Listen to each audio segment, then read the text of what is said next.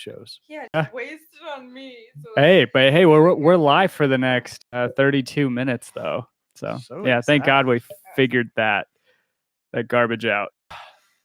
Good to know that Mac releases something and something as big as Audacity doesn't. It has the audacity. The audacity not. But they don't. It's weird because it's not like other software updates where you would get a prompted update internally. Like you have to go hunt for it. What?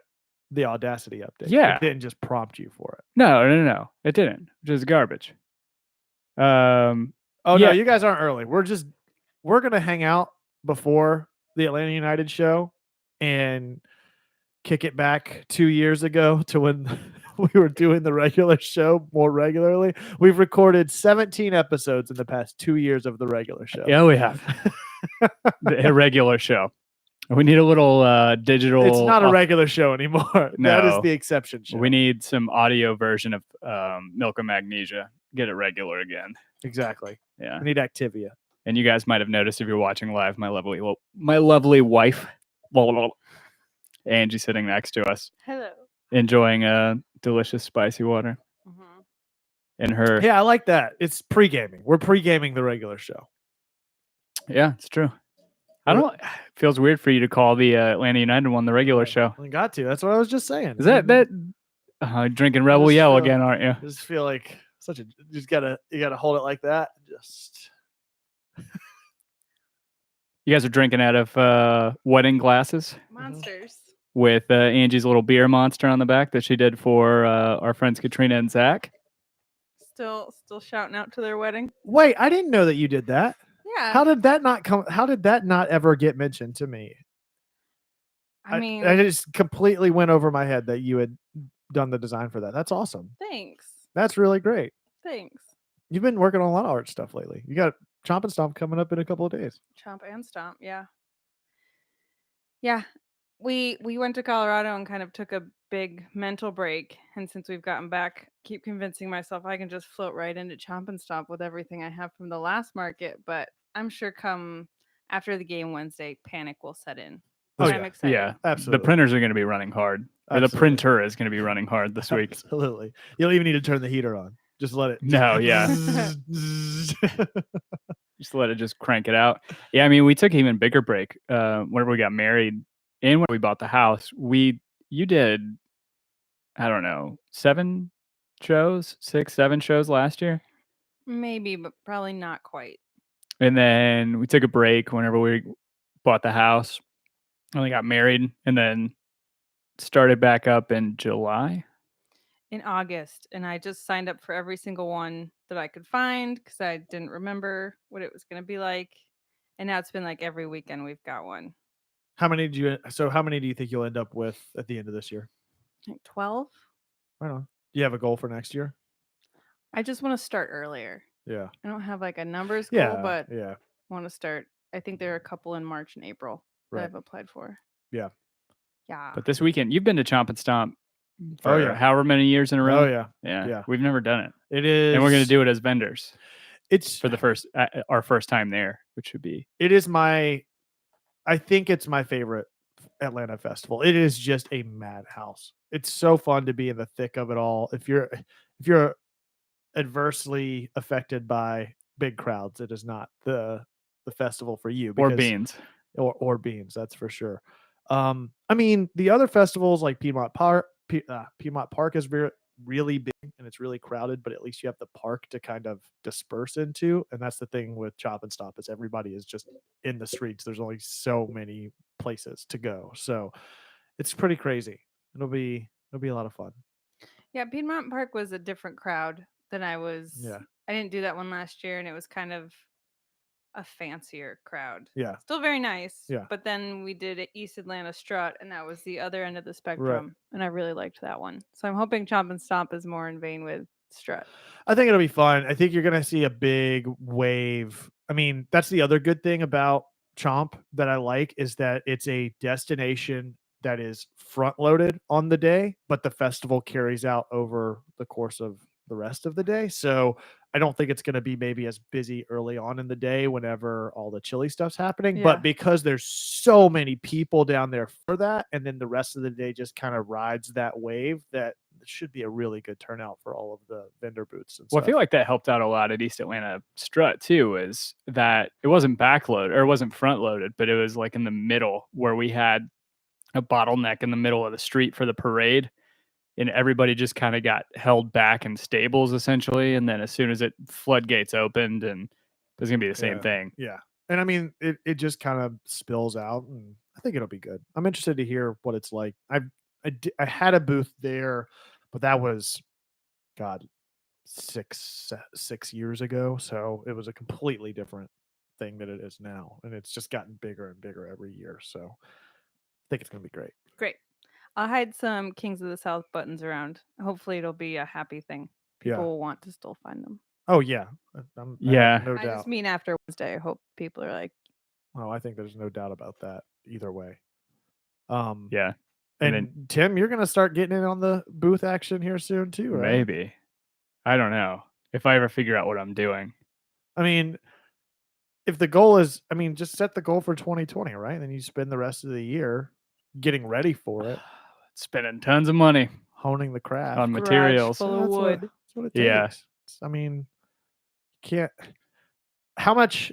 This is such a stupid like teacher way to think about this, but how much marble do you think Michelangelo went through before he carved David? You know what I mean? Like, it's, you don't just get to that How level many- without yeah. going through the reps. And unfortunately, with something that takes material like that, it's not just paper and whatever, like that you have to buy more expensive materials. It's just gotta put in the hours and put in Yeah. the work. Start with the cheap stuff. But I like think what you're have doing on it the the right desk. way. You're working at a manageable scale. You know, if you were doing if you were just doing tables nonstop between now Yeah. and then whenever you do a festival, I think that you'd be Well, spinning your that's- wheels and a yeah. lot of money. But starting here and then working to there, I think is a much better way to think about it or approach it from a creative and Yeah. craft standpoint. I like Kendrick's idea where he said go to a neighborhood under construction and take their pine scraps. We actually, so a coworker of mine, he is kind of into the hobby woodworking, furniture building stuff.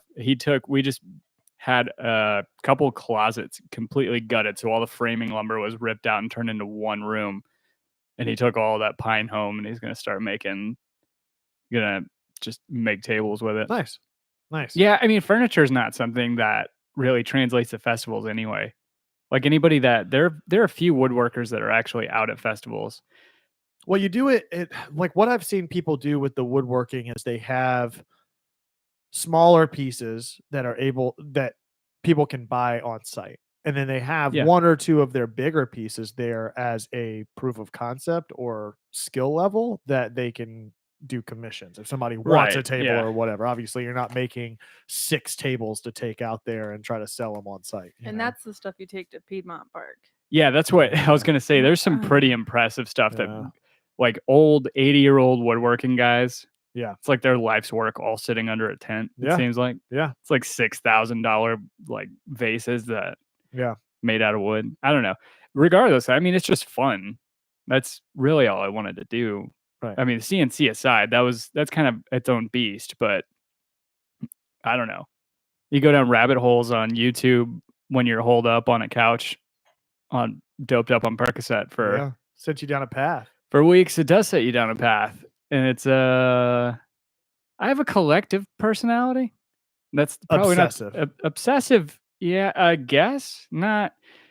I think I like to think about it. Oh, he's finally. Is this just like the ends of the bread? You know, like I gotta eat it. You can't. You're not supposed to eat those.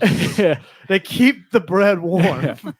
No, but I've always had this personality where I collect things and I don't always use the things that I collect, and I don't know if it's because I don't want to sound like I grew up without, because my parents always made sure that we had stuff.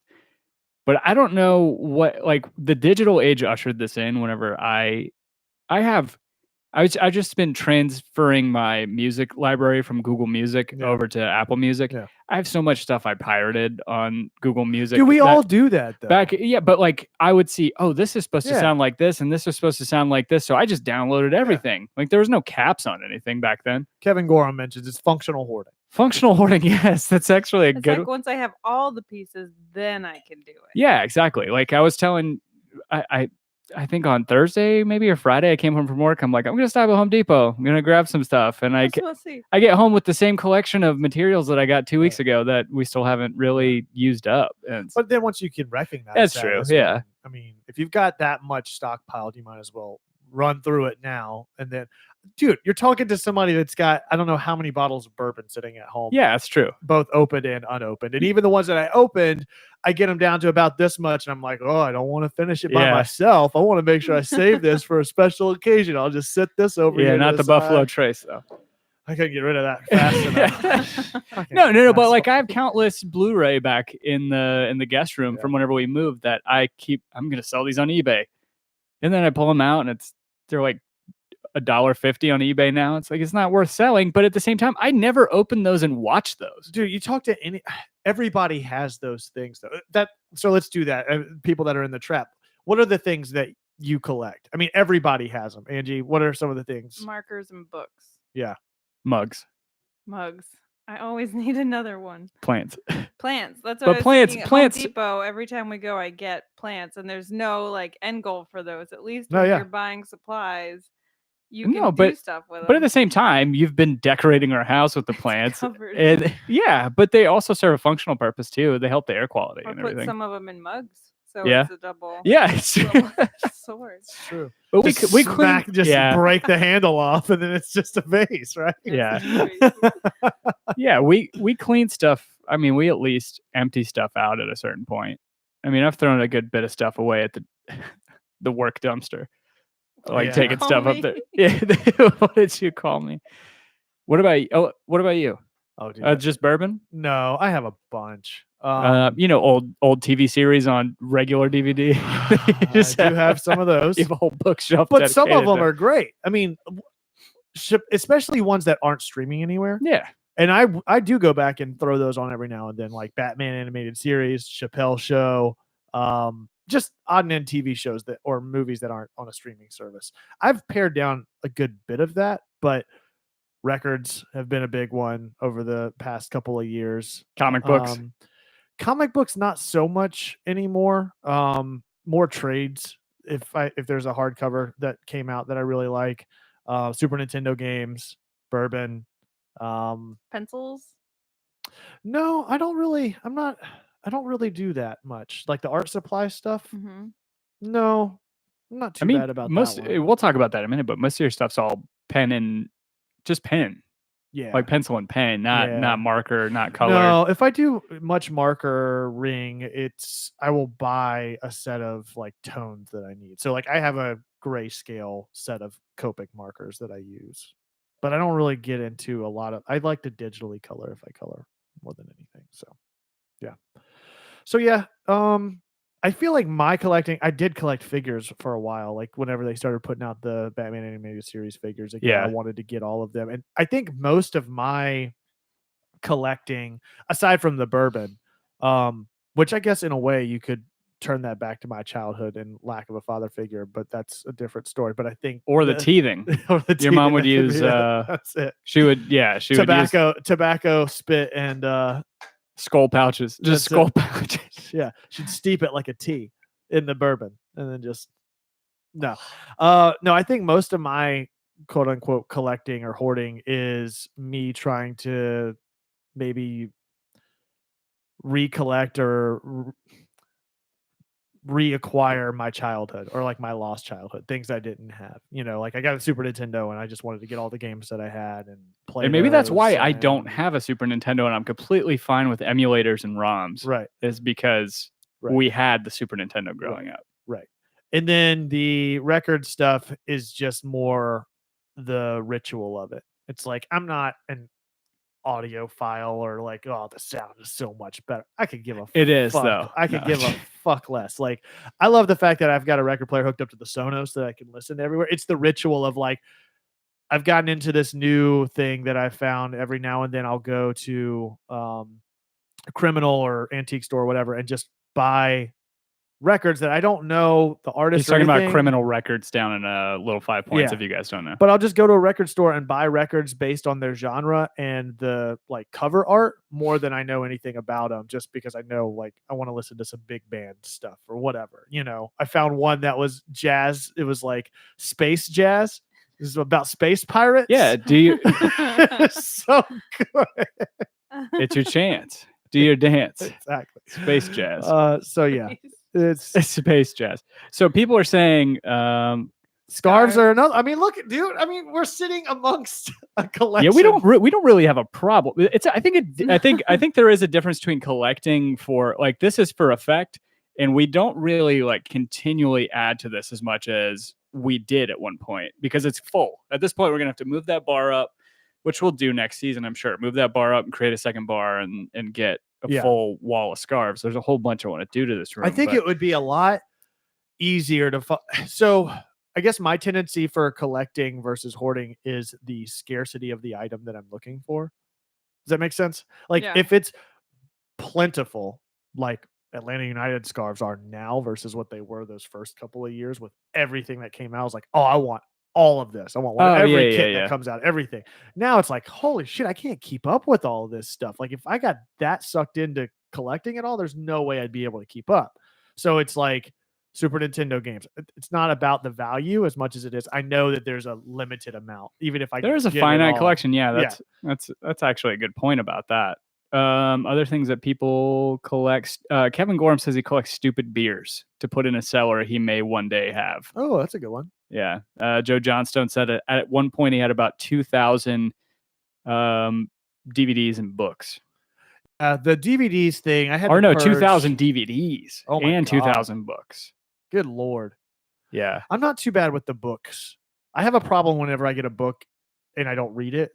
And then I'm like, okay. Yeah. I've started doing that. I've stopped reading them and still just. I've had to make a conscious effort to start reading everything that I buy. I took a look the other day and I think I have like 8 credits saved on Audible. Like I don't even use the audio. I don't even listen to audiobooks at this point. It's too much work. The music one though is a great one, especially before the streaming age, whenever you could readily download everything, whenever the transition happened between physical media and digital. Yeah. It was fire sale basically every day of like, oh, I'm going to get everything. I heard this one song by this band. Let me get everything they've ever put out. Yeah. I mean, there was like a there used to be a website called itleaked.com. And back in the day, whenever we were in high school and college, albums leaked like months ahead of time sometimes. Yep. It leaked and Waffles. I did that for a while. I remember when and I had a membership to Demonoid, which was like an invite only torrent. It's the same thing as Waffles. Community. Yep. And then it got shut down and then it got brought back as a honeypot. And that's when I learned what a honeypot was, where the feds opened it back up to try and catch people. It's very interesting. No, but shit. Oh, so it leaked what it had like this artist sounds like this and this and this way before, before the streaming services. So you were like, oh, well, I like this band a lot. This comes up as related. This comes up as related. And by the end of it, you've gone to MediaFire like 30 times to download albums. And then, How do you purge all that stuff? You Marie Kondo it. How do you, I mean, digitally Marie Kondoing is way harder than physically doing it. Oh, yeah. You just wait till that computer dies and then you slowly forget what was on it. Yeah. It's like your computer where you're like, it's full. I have a computer in the closet somewhere. I've got a different computer and I don't know what's on it or why. I've got my old ThinkPad from college still. I mean, what am I going to do? Put a drill through the hard drive? What if I need to exercise some demons off of that thing at some point? Oh, can you imagine? Oh, I did. A couple of years ago, I had to get my portfolio off of it, and it was just like, oh, just trying to get it to boot up. Oh, man. I'm trying to remember who it was, or what show it was. Like, somebody filled up their computer, like, okay, I'm done. And they just closed it and put it away. Time for the next one. God. What else we got? Let's see. Scarves and vinyl. Domer says vinyl and soccer jerseys. He may have a problem. Elliot Beeman says he has a lot of Stephen King books and coins. Coins is another one. Coins is a very common So one. I've never collected coins, but I have a bunch of them that I inherited from my grandpa. Yeah. Like I have a penny it's like an Indian head penny that has, I want to say it's from the late 1700s or something like that. You've been holding out on me. Yeah, it's worth like $60 on eBay. Me? Because or whatever, sentimentality is worth like $60 on eBay. Yeah.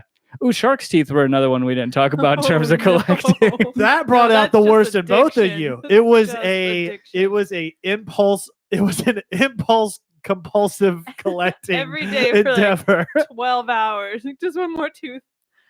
We spent my entire birthday weekend hunched over. It's like over. You guys were on making a nest out of these fucking things. The softest nest. The softest nest. You know I have soft teeth. Yeah, that was bad. We're gonna make one of those masks. You know the masks with the nails without the points on them, where you like push it against your face and you see your face on the other side. But with shark's teeth. Yeah, with shark's teeth. God, it's gonna happen. No, we bought the frame. We're gonna pick our favorite from multiple species of sharks. I'm gonna glue them down, and then we're gonna write "Choose Your Own Adventure" under them. But CHEW. Oh, I got it. You're getting this for Christmas. We are done. Yeah. Oh, you're getting it. You get it now, but you're gonna get it. Yeah. Everyone's getting shark teeth. Everybody's getting shark teeth for Christmas. That was the most fruitful vacation we've ever taken. I bet the back of your car just reeked on the way home until you could. Good thing it was a rental. I remember that one year we went to the lake and we got a bunch of shells from the lake. Oh, you mean live clams? They were live. Oh, that's different. Put them in the back of the car. Got home. Open up that trunk.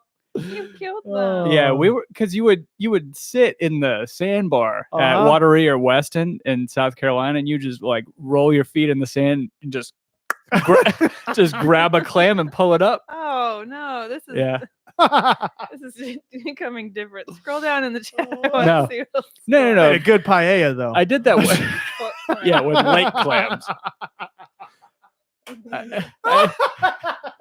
So I did the same thing as the clams one time. My parents love to tell the story, but like just Uncle Ben's rice and lake clams with some fucking Rotel on top.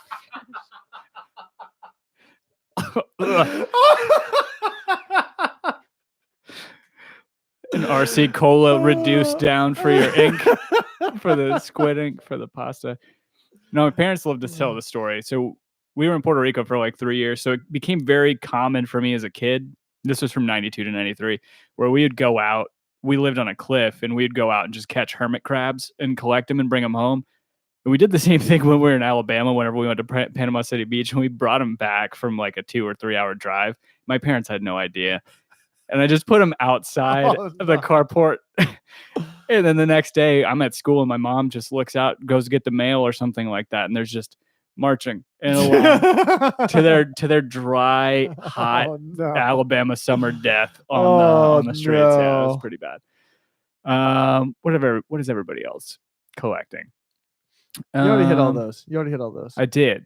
Kendrick Bark, Brock, Scarves and Flags.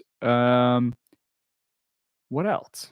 Nobody else? Kevin Gorham says he listened to some space jazz once in college. Now everybody's just talking about no, you're still way behind. Oh no, I guess no, I'm not that. Okay, I'm not that way. I'm not that far behind. Anyway. So speaking of making and doing and DIYing and all that stuff, you're almost done. You had like you were like giving yourself stress shits at the beginning because you felt like you overcommitted to it, but doing Inktober. I still am. You got 4 days left. That's my secret. 3 days. 3 days left? 4 days left. 4 including today. The secret? Yeah. It's like if you think something, it'll happen. You have a vision board, but it's just your drawings. That's pretty much it. Yeah, it's been fun. You're gonna put that big version up, and we're gonna do a Pepe Sylvia, which is weird. I don't know what I'm gonna do with that fucking thing afterwards. Sell it. I don't know what I'm gonna do. I don't know why you don't sell like you can take your I'm Inktober too sketches from last self-critical. year I'm and too then you can sell those as self-critical. prints I'm next too year. self-critical. Some of those are so great. Like the Hulk Wiener one, you could sell that. You could sell that one out at all the festivals. That was Not the one all that of broke them. my Inktober last year. Broke a lot of things. Yeah, that's one that'll never see the light of day, unfortunately. Yes, it's very unfortunate. It wasn't like you saw the whole thing. Because you didn't finish You it. just saw the bulge. So Domer brings up a good point. So Oh my god. Footy Mob has been looking for Red Hulk because Atlanta United. but with blonde hair because Joseph. No, that's too far now. And then the lady's Brittany Arnold. Oh no, No. no. No. Yeah, so Inktober's coming to an end, but it's been fun. I mean, I did it last year for about half of the month, and then this year I wanted to commit to doing the whole thing, and I could see the end of it, and I've got a path to get there. And most importantly, it's been this thing that I recognized some last year and got distracted from, and that I really recognize now that I need to be doing more of this shit more often, because that's how I met a lot of the people that I met in Atlanta was through doing Free Art Friday stuff whenever I first moved here and doing festivals and stuff like that. And so yeah, that's my goal for 2020 is to do one festival. I'm not gonna We're gonna share a booth. yeah do that. Share a 10 by 10 while she has her own 10 by 10. Just a kissing booth though. Just the two of us. For each other? Yeah. You just pay to watch us kiss. That's not gonna be good for anybody involved. That's what we call a lose situation. Tricking for treats. Trick for treats. Turning tricks for treats. So yeah. You can do one show easy. Yeah. Super easy.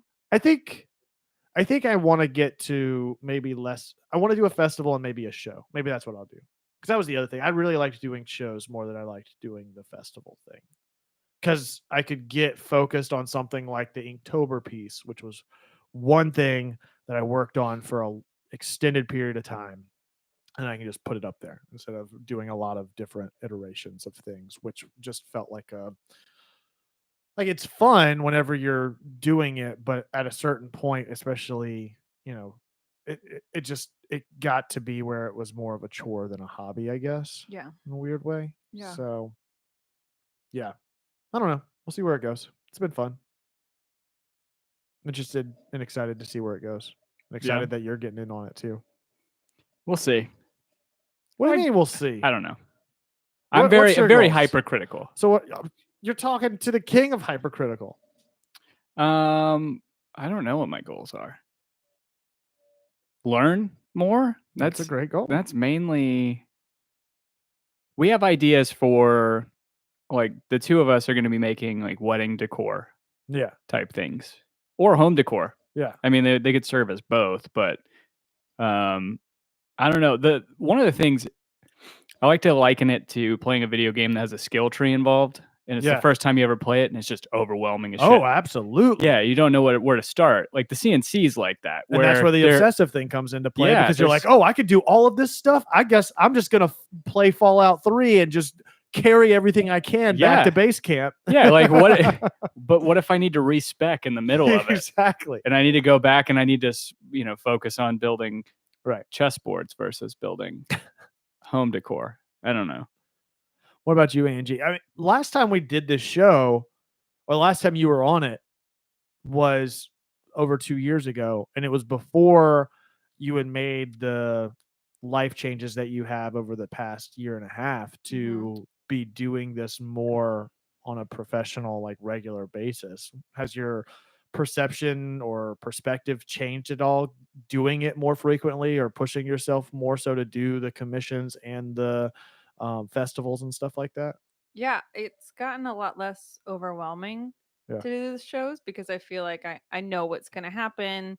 There might be some variation in setting up or loading in and getting out, but overall it's the same. So that's where I've had to kind of make sure that I'm drawing new stuff and not just continually selling the same prints because I am selling a lot of the same stuff. And if I don't add new stuff to it, That's it. I'll look at drawings and be like, I just sold an original penguin that I've had for 6 years. Yeah. And I've just been carting them around. And it feels great when the Yeah. originals go. I love selling anything to a stranger is mind blowing, but drawing new stuff and seeing people react to new stuff just refreshes it every time. It's like the stand-up comedy stance. I don't know if you know, like a lot of them have the perspective of once I do my special, then it's all new material. It's like if not, because if not, you just become a bit if you just have to do the you're same bit you're just over. known for that one thing. Yeah. Obviously, there are going to be things that you're going to be known for that you always have to keep in rotation because that's what people have Right. shown up for. But Yeah. that's interesting, like that you're in the midst of having to navigate that, right? Like you've gone from having everything, putting it out there to now having done it for so long that you've got to start to phase out some things. Yeah, and I used to do a lot of commissions and I took on so many commissions that it became overwhelming and I stopped doing them, even though I had a list of like 6. Yeah. And so I had to take a step back from those and acknowledge that those were very time consuming and it was selling one thing as opposed to drawing stuff for myself or more general ideas and stop committing to things that I couldn't do Right. or that made it not fun to do anymore. Right. Yeah. You don't want to become a prisoner of the Yeah. thing that was bringing you joy. Exactly. Again, it goes back to like the thing job I was versus saying. chore. It goes back to the same thing I was saying before. In a lot of ways, it's like you become a production line more than an artist or a creative because you're just it's garnering success, but not emotional success, right? Like it's garnering the feedback response of people buying it and doing stuff, but you're not pushing yourself farther to creatively to do something new because you're finding success in that. I get that. And then when he came up with the snailed it idea at one of the shows and I drew that and that was so fun to draw because it was ridiculous, but then seeing 9 times out of 10 when people come to the booth, that's what they react to and everybody thinks it's fun. It just makes it more it's more motivating to do stuff in that vein because if we're having fun with it, other people are having fun. Absolutely. With it too. Am I allowed to say what the other one is since you're never going to draw it? Or are you going to draw it? Because I might still draw it.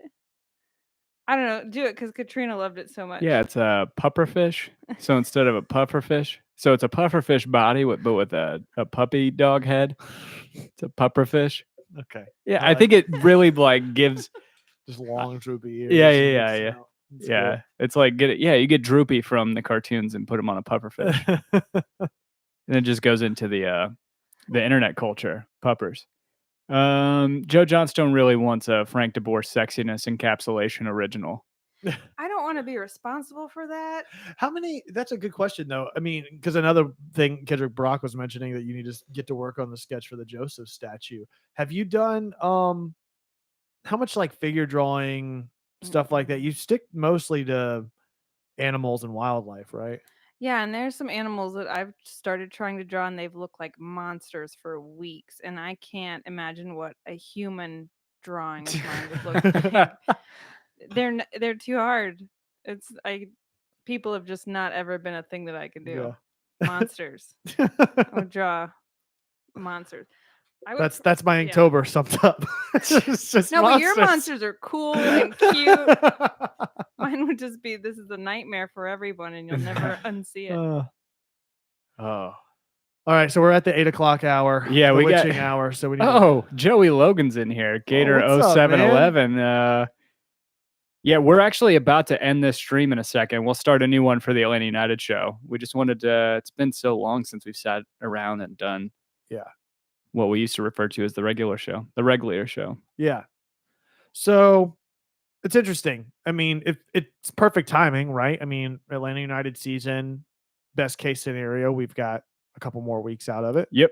So hopefully we can find a time to fill that void over the next couple of months as one season ends and another one begins to see where all this stuff goes. And that was what we were talking about. The whole reason why we wanted to get together in the first place was feel like we're all working on things and doing things. You guys, we didn't even get to talk about the trip that you guys just took.